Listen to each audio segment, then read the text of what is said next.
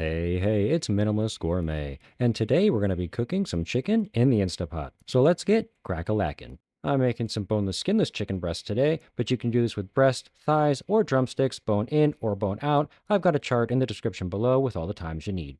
You can season these 1,000 different ways depending on what you're going to use them in. Some of my go-tos are salt, granulated garlic, chili, cumin, paprika, and of course, ground black pepper.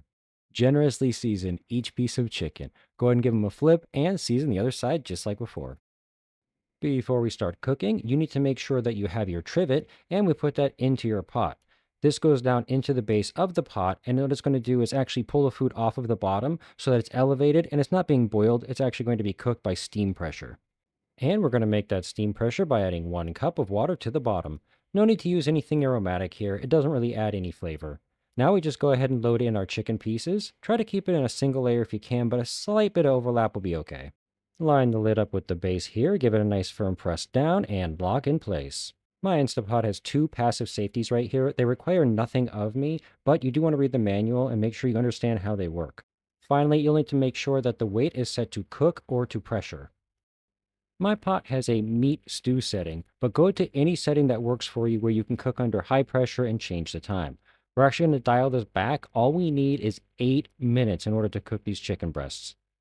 I really resisted buying one of these for the longest of times, but finally I gave in to peer pressure. Once your timer is up, if you have a hold or keep warm setting like I do on here, I'm going to go ahead and turn that off because you don't want it to take longer to cool down than necessary. The weight up here, do not touch it. You are going to let it sit here for 10 minutes and allow the pressure to come down naturally. It's going to cool down slowly, and that's going to allow all of the moisture to be retained in the chicken.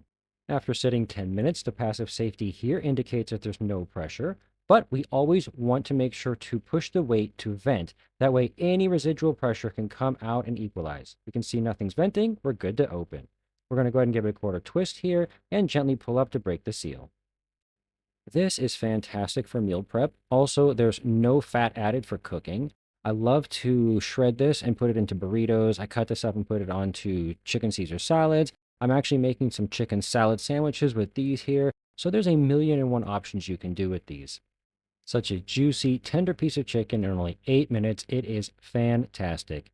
Thank you guys so much for watching today. I really appreciate your time and hope to see you again here all next time on the next episode of Minimalist Gourmet.